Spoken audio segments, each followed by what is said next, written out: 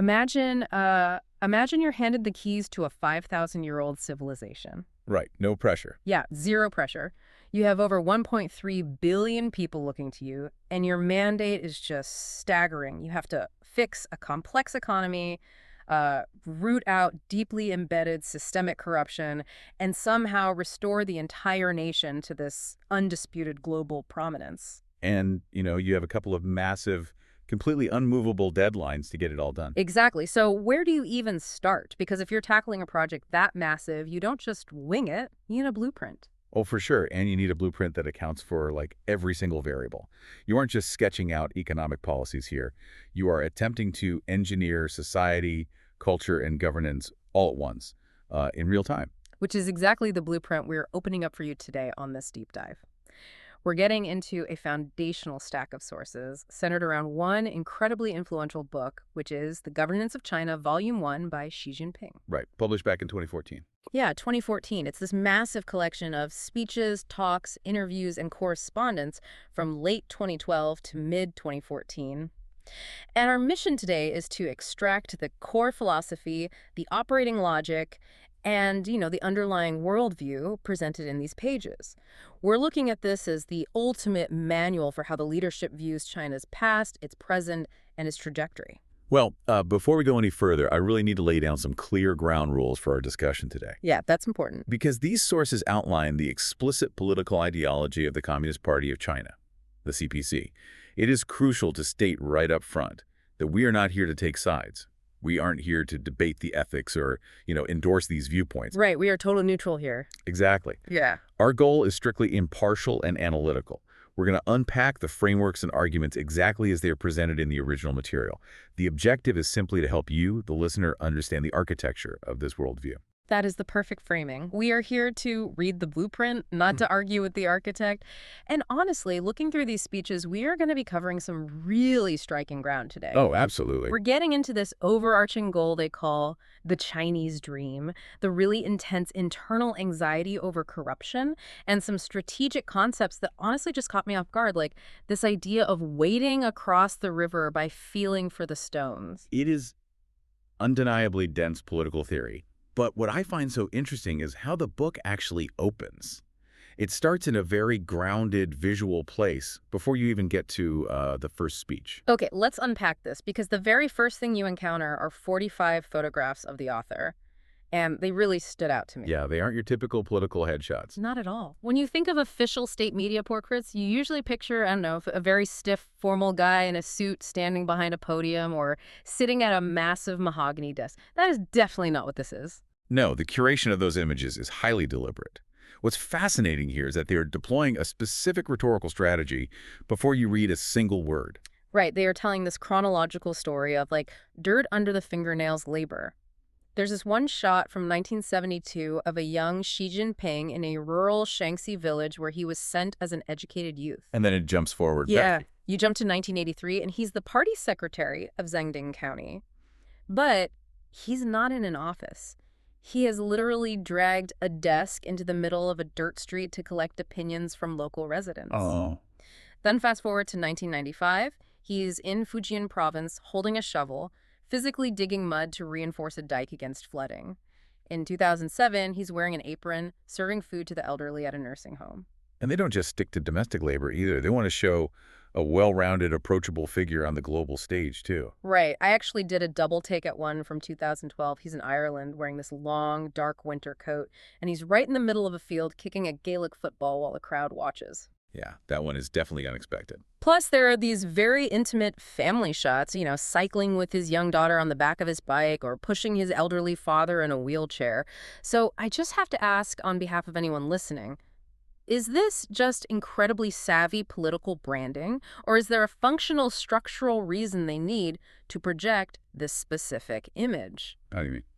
Well, to me, it feels kind of like a tech company where the CEO insists all the top executives have to work a week in the customer service call center, so the operating system doesn't lose touch with the user base. I see what you're getting at. It's close, but here's where your tech analogy breaks down a bit. Okay, hit me. A CEO wants user retention to maintain profit margins, right?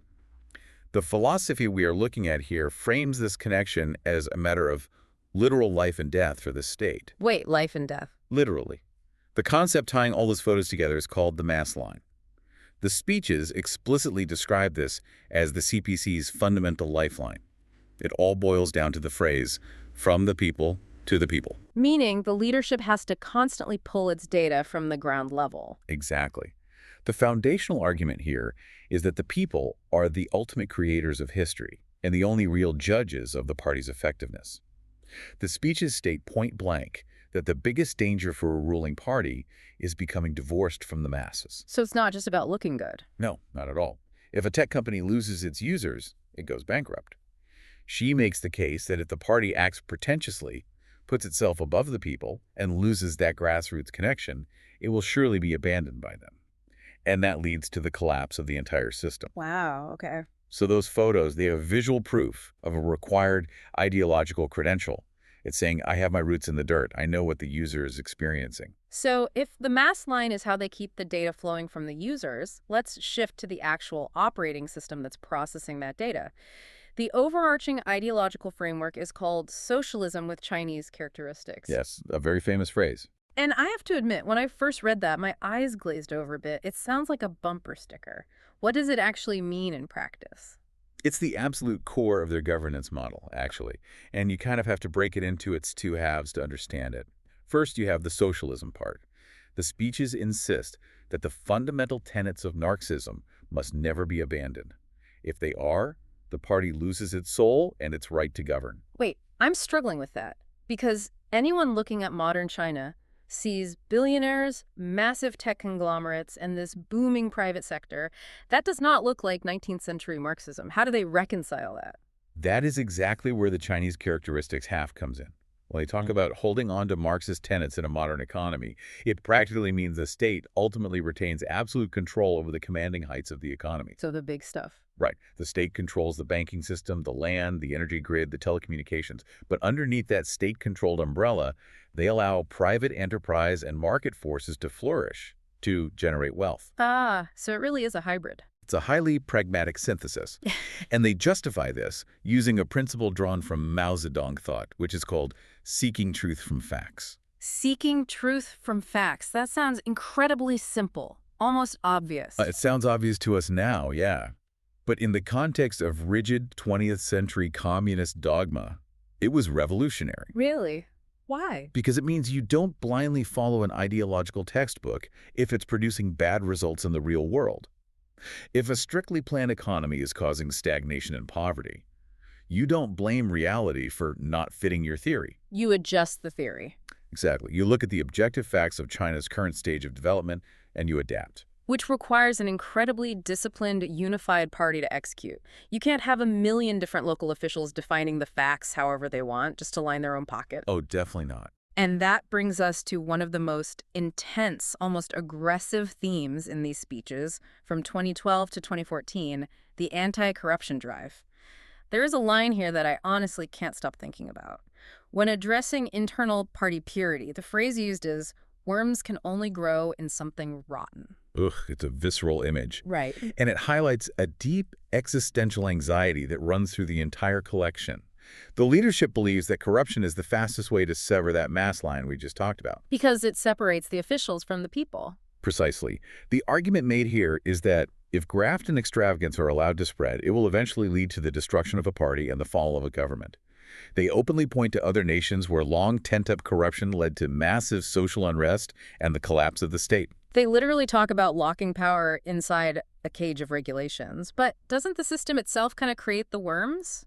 I mean, if the state controls the commanding heights of the economy and local officials have massive power to hand out contracts or land rights, isn't corruption almost inevitable? You've hit on the central paradox they are trying to solve. Yes, the absolute power of the system creates the opportunity for graft, but their solution isn't to dismantle the system or dilute the power. Yes, that's what I do. Their solution is to police the system with overwhelming internal discipline. The anti-corruption campaign isn't framed as a temporary cleanup. It is framed as a matter of permanent, systemic survival. Okay, so if the operating system is clean and the match line is intact, what is the output? What is this massive machine actually designed to do? Because you don't build an engine this big just to let it sit there and idle. No, you definitely don't. You build it to reach a destination. And the destination outlined in these pages is consistently referred to as the Chinese dream. Which they define very specifically. It's not a generic, everyone gets a house and a car kind of dream.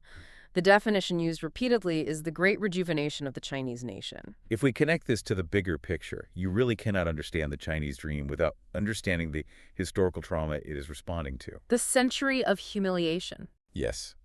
The speeches constantly reference the 170-plus years since the Opium War of 1840. Right. And for anyone who might be fuzzy on that history, 1840 was the start of what China calls the century of humiliation. This was when foreign powers, starting with the British, essentially forced China to open its ports, ceded territory like Hong Kong, and just carved up what had been a proud 5,000-year-old dominant civilization. Exactly. The narrative presented here is that backwardness left China vulnerable to attack and domestic turmoil. Therefore, the only way to ensure that history never repeats itself is through unrelenting development. So it's a defensive measure as much as anything. The Chinese dream is about erasing that vulnerability permanently. It is about returning China to its rightful place as a strong, prosperous, and respected global power. And they put a clock on it. This isn't some abstract someday we'll be great again aspiration. They established these highly specific, high-pressure timelines known as the two Centenary goals. Hard deadlines for a nation of over 1 billion people. Yeah. Goal number 1 was set for the year 2021, marking the centenary of the founding of the Communist Party of China. The objective there was to complete the building of a moderately prosperous society in all respects. And practically speaking, that meant mathematically doubling the 2010 GDP and per capita income. Which is wild. Which they pursued relentlessly. And goal number 2 is even more ambitious. What's that one? It is set for 2049, the centenary of the founding of the People's Republic of China.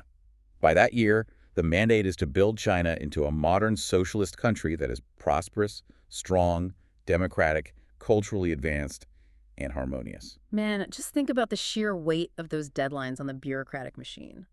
If you are a provincial governor or a city mayor, your career and given the anti-corruption drive, possibly your freedom, depends on hitting those numbers. You have to deliver growth. Period. The speeches demand a grueling work ethic to achieve this, repeatedly calling for the ethos of the model worker. There's this blunt quote I love, "Empty talk harms the country, while hard work makes it flourish." But hard work alone isn't enough to modernize an economy. You need mechanics. You need a strategy to innovate without losing control. And the engine driving this dream is described as continuous, deepening reform. I'm hung up on this word reform, though, because the source material actually calls it an in-depth revolution. Historically speaking, revolutions break things, right? They are chaotic and destructive.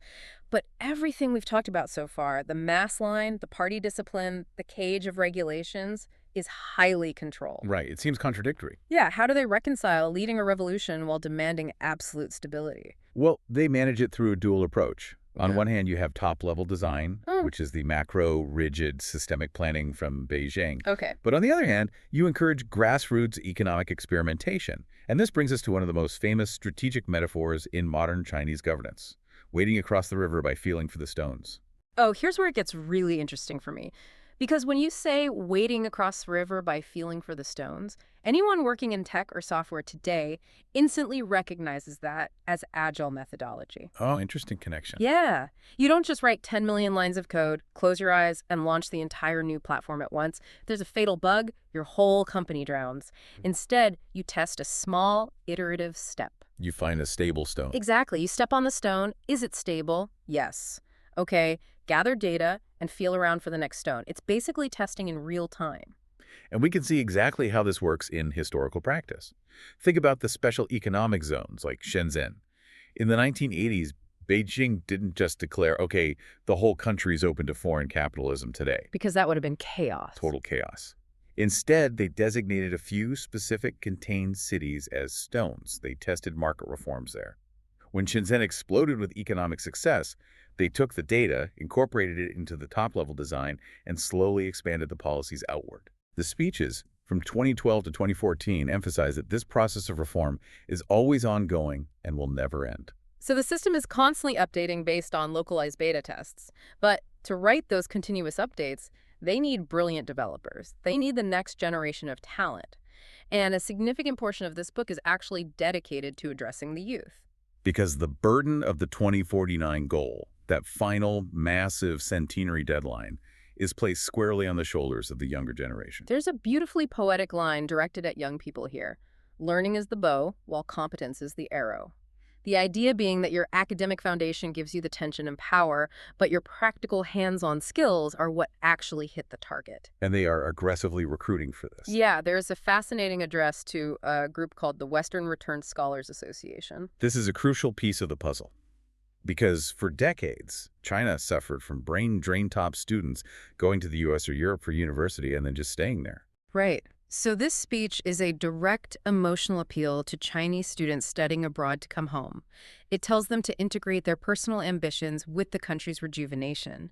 It reminds them that no matter where they go, the homeland is always a warm spiritual land for you. It's a very strong pull. It's an incredibly strategic call to reverse that brain drain, bring global innovation back inside the borders, and use it to hit that 2049 deadline. This raises an important question, though. What's that? If China is relentlessly building this internal engine, gathering global talent, and pursuing a massive economic rejuvenation, how does this framework dictate they interact with the rest of the world? The global stance, because obviously they aren't building this in a vacuum. Precisely. And the foundational principle outlined for foreign policy is independence. Does independence mean isolationism, though? No, not at all. China is deeply integrated into the global economy. Independence here is a firm assertion that Chinese affairs must be decided solely by the Chinese people. Okay, that makes sense. The underlying argument is a complete rejection of the idea that there is a universally applicable development model. They argue that because every nation's historical conditions are diverse, their political paths must be diverse. So they won't be copying anyone else. Exactly. They state very clearly that they will not blindly copy Western democratic models, nor will they accept dictation or lectures from the outside. But they also heavily emphasize peace. The phrase peaceful development appears over and over again in the text. Yes, the framework bases international relations on the 5 principles of peaceful coexistence. Guitar. These include mutual respect for sovereignty, non-aggression, non-interference in each other's internal affairs, equality, and mutual benefit. The official stance is that China will never seek hegemonism nor engage in expansion. They really frame the Chinese dream not as a threat to the global order, but as a massive opportunity for global trade and cooperation. They do, but, and this is a massive but, they draw a very firm line in the sand regarding their own territory and security. Right. The tone strikes a very deliberate balance. It offers cooperation, but it firmly states that China will never trade away its core interests. And when they say core interests, we aren't talking about minor trade tariffs here. No, we are talking about absolute red lines: national sovereignty, territorial integrity, which includes issues like Taiwan and the South China Sea, and the security of the political system itself. The warning is explicit. No foreign country should ever assume that economic leverage will force China to swallow anything that harms those core interests. So what does this all mean? Well, if we zoom all the way out, we are looking at a blueprint that presents a highly structured, remarkably adaptable philosophy socialism with Chinese characteristics. We see a nation mobilizing around a narrative of overcoming historical humiliation driven by the intense pressure of the 2 centenaries. Right. They are relying on practical, iterative reform, feeling for the stones policed by a fierce anti-corruption apparatus, all while charting a fiercely independent course on the global stage. And if you're listening to this right now, whether you work in tech, finance, supply chain logistics, or even if you just watch the evening news, this is the context you're likely missing. Absolutely. You cannot understand the modern global economy or anticipate geopolitical shifts without understanding the operating system of the world's most populous nation. Grasping how they define their own fears, their methods, and their ultimate dream allows you to see the actual machinery working behind the daily headlines. You can't understand the megacity if you refuse to look at the blueprint.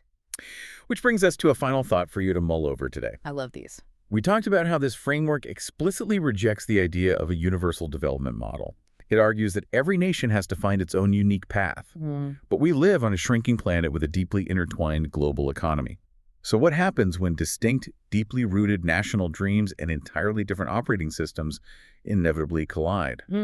How do nations with fundamentally different blueprints reconcile their paths when they are forced to build on the exact same global stage? It is arguably the defining question of our era. It really is. Thank you so much for joining us on this deep dive. Keep questioning, keep exploring, and keep learning.